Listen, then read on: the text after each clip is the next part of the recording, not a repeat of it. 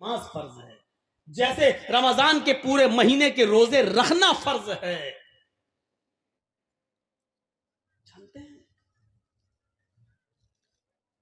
मूसा अलैहिस्सलातु वस्सलाम की को अल्लाह रब्बुल आलमीन ने हुक्म दिया है फला बस्ती से निकल जाओ, क्योंकि अल्लाह रब्बुल आलमीन उस बस्ती के अंदर अपना अजाब नाजिल करने वाला है। आए मूसा तुम उस बस्ती को छोड़ दो। सुनो इधर, हम क्या लोगों को नमाज और रोजे की दावत और तबलीग करेंगे और लोगों को बुलाएंगे नमाज और रोजे की तरफ, जो कौम क्रिकेट खेलने में अपना दिन बर्बाद कर देती हो, जो कौम शतरंज खेलने में अपना दिन बर्बाद कर लेती हो,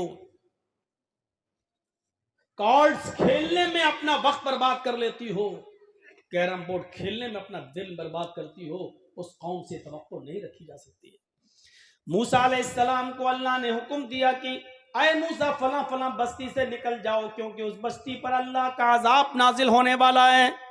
तो मूसा अलैहिस्सलाम ने कहा अल्लाह उस बस्ती में तेरा एक नेक बंदा भी रहता है। लो, नेक बंदा, नेक कह दिया, अब आप समझ गए होंगे उसके अंदर हर खूबी है। नमाजी भी होगा, रोजदार भी होगा, अल्लाह वाला भी होगा, अल्लाह से डरता भी होगा, हलाल और हराम का ख्याल भी रखता होगा। मूसा अलैहिस्सलाम ने जब कहा आय अल्लाह उस बस्ती में तेरा एक नेक बंदा भी मौजूद है, क्या मैं उस बंदे को अपने साथ निकाल लूं? अल्लाह ने फरमाया नहीं, अय मूसा उस नेक बंदे को उसी बस्ती में रहने दो।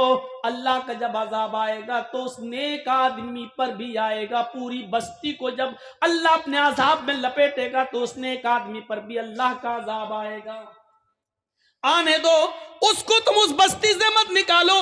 मूसा अलैहिस्सलाम ने कहा अल्लाह उस नेक आदमी का कसूर क्या है, उस नेक आदमी की गलती क्या है, वो तो नेक है। अल्लाह रब्बुल आलमीन ने मूसा से कहा अय मूसा उस नेक आदमी का कसूर यह है कि खुद वो नेक अमल करता है, नमाजें पढ़ता है, रोजा रखता है, लेकिन उन बस्ती वालों को नमाज का हुक्म नहीं देता, रोजे का हुक्म नहीं देता। वो अपनी नमाज पढ़ के चला आता है, अपना रोजा रख लेता है, लेकिन वो मोहल्ले वालों को नमाज और रोजे की दावत नहीं देता। वो नेक चीजों से का हुक्म नहीं देता और बुराइयों से नहीं रोकता।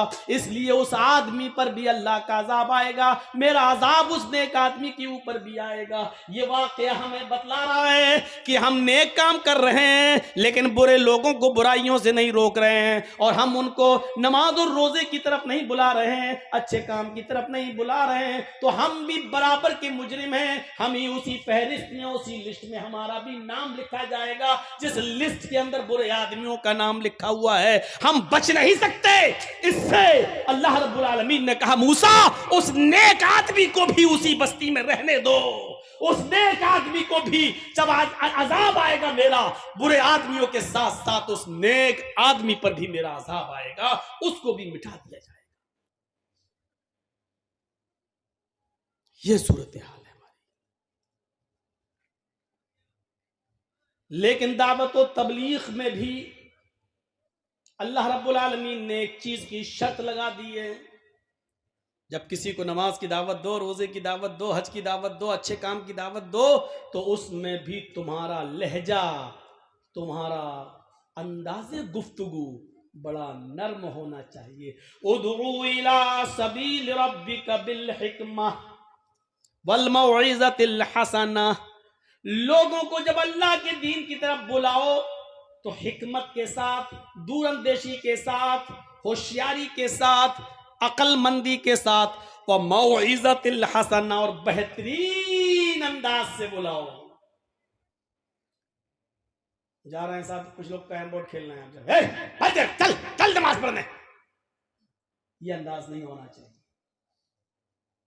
क्रिकेट खेल रहे हैं, मरोगे तो पता चले, बंद कर, चल नमाज पढ़ने, ये अंदाज नहीं होना चाहिए। जब आप दीन की दावत के लिए भी किसी को बुलाएं तो उसमें भी लहजा नर्म हो, जबान से फूल झड़ रहे हों, और हिकमत हो, दानाई हो, अकलमंदी हो, दूरंदेशी हो। इस बात का को याद रखिएगा, इस बात को मलहूज़ खातिर रखिएगा। साहब क्या कर रहे हैं, कैरम बोर्ड। देखिए यार, आप जो चीज खेल रहे हैं, शतरंज खेल रहे हैं, कैरम बोर्ड खेल रहे हैं, मालूम है अल्लाह के नबी सल्लल्लाहु अलैहि वसल्लम ने फरमाया कि जिसने शतरंज खेला या हर वो खेल जिसमें वक्त की बर्बादी हो और फायदा कुछ ना हो, और एक और मसला याद रखिएगा, हर वो खेल जिससे सर फूटने का डर हो और आंख फूटने का डर हो, इस्लाम की नजर में वो खेल हराम है। अब मत पूछिएगा मौलाना क्रिकेट जायज है कि ना जायज, पाबंदी मोल मत लीजिएगा, अपने ऊपर मुसीबत मोल मत लीजिएगा। अल्लाह के नबी के जमाने में क्रिकेट नहीं था, जर्जी साहब क्रिकेट की हदीस कहां से लाए?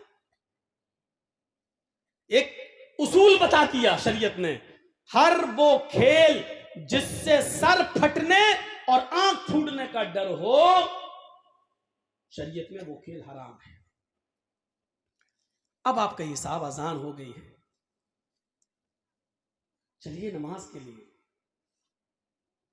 अल्लाह रब्बुल आलमीन हमारी हर हरकत को देख रहा है। आप नमाज पढ़ेंगे, आपको सवाब दिया जाएगा। हमें एक दिन मरना, इस दुनिया को छोड़कर जाना है, हमेशा के लिए कोई इस दुनिया के अंदर नहीं आया है, हमेशा आ भी नहीं सकता। जानते हो ना, एक बार अकबर बादशाह अपने गाल पर हाथ रखकर ऐसे सोच रहा था।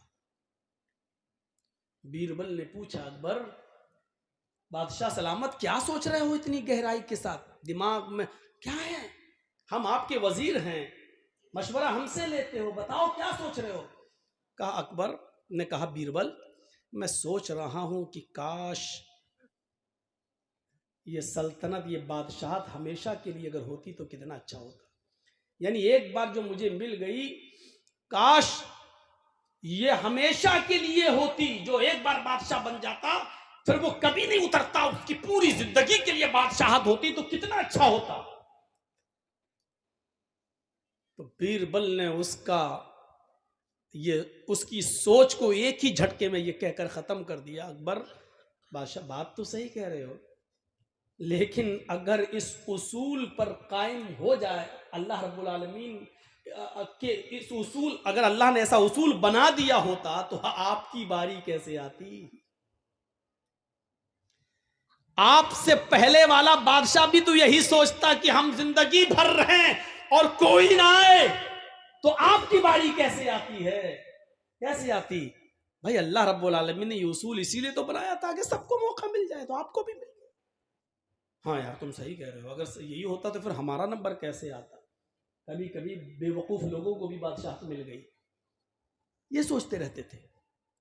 तो हमें हमेशा नहीं रहना। अगर इस अंदाज से आप समझाएंगे तो याद रखिएगा, इस अंदाज से आपने समझाया तो जरूर वो आपकी बात मानेगा, और नहीं मानेगा तो आपका कुछ नहीं बिगड़ेगा, आपका कुछ नहीं बिगड़ेगा। मेरे भाइयों, आपने अपनी मेहनत की है, नहीं अब आपका कुछ नहीं बिगड़ेगा, आपकी जिम्मेदारी खत्म हो जाती है। हजरत इब्राहिम अलैहिस्सलातु वस्सलाम ने 99 साल तबलीग की, 99 साल तबलीग करने के बाद भी उनके ऊपर एक भी आदमी इस्लाम नहीं लाया। इस्माइल तो उनके बेटे थे, इसहाक तो उनके बेटे थे, हाजरा तो उनकी बीवी थी, सारा तो उनकी बीवी थी, लूत अलैहिस्सलाम तो उनके भतीजे थे। ये लोग तो खुद एक नबी थे, इस्माइल नबी थे, इसहाक नबी थे, लूत नबी थे मेरे भाइयों। लेकिन 99 साल मेहनत करने के बावजूद भी इब्राहिम अलैहिस्सलाम के ऊपर एक्स्ट्रा कोई आदमी ईमान नहीं लाया, अलग से कोई आदमी ईमान नहीं लाया। तो इसका यह मतलब नहीं कि इब्राहिम अलैहिस्सलातु वस्सलाम की 99 साल की मेहनत बेकार हो गई। इस पर आदमी को निराश नहीं होना चाहिए, ना उम्मीद नहीं होना चाहिए। मेहनत कर रहा है, किया है, ठीक है। एक बाप अपने बेटे को पढ़ाता है, मेहनत करके पैसा कमाकर अपनी बच्चों की फीस पर खर्च करता है। 1 साल के बाद एग्जाम में बेटा बैठता है, रिजल्ट आता है कि बच्चा फेल हो गया है। इसका मतलब यह नहीं कि बाप की मेहनत बेकार हो गई, नहीं, वो इस मर्तबा फेल हुआ है, फिर उसको समझाओ, फिर उसको माइल करो। हो सकता है कि उसने लॉकडाउन के मौके पर ऑनलाइन पढ़ाई के चक्कर में मोबाइल में ज्यादा दिमाग लगा दिया हो, अब मोबाइल में लगा रहता है, गेम खेल रहा है और तमाम चीजों में उलझ कर रह गया है, जिसकी वजह से वो कामयाब नहीं हो सका है। लेकिन ये कहना आपके यहाँ इलेक्शन हो रहा है, 20 कैंडिडेट खड़े हुए हैं, आप जिसको जिताना चाह रहे हैं उसके लिए रात और दिन एक कर रहे हैं, मेहनत कर रहे हैं, पता चलता है नतीजे के वक्त कि आपका कैंडिडेट हार जाता है, दूसरा कैंडिडेट जीत जाता है। इसका यह मतलब नहीं कि आपकी मेहनत बेकार, आपने मेहनत की है, लेकिन आपको थोड़ा सा अफसोस जरूर होता है, वो होना चाहिए। लेकिन दावत और तबलीग का मामला ऐसा है कि यहां अफसोस की जरूरत ही नहीं है। आपने दावत दी, उसने माना तो ठीक, आपको सवाब, नहीं माना तब भी आपको सवाब, क्योंकि हिदायत देना ना देना आपका काम नहीं है, हिदायत देना और ना देना ये अल्लाह रब्बुल आलमीन का काम है। तो मेरे प्यारे साथियों, हमें ये सोचना चाहिए, उदउ इला सबील रब्बिका बिल हिकमति वल मौइज़तिल हसना। कितनी प्यारी बात कही जा रही है, उदउ इला सबील रब्बिका बिल हिकमा, लोगों को हिकमत के साथ, होशियारी के साथ, दानाई के साथ अल्लाह के रास्ते की तरफ बुलाओ, दीन की तरफ बुलाओ, दावत और तबलीग की तरफ बुलाओ, वल मौइज़तिल हसना, और उसलूब अच्छा होना चाहिए। अब एक और चीज सुनिए,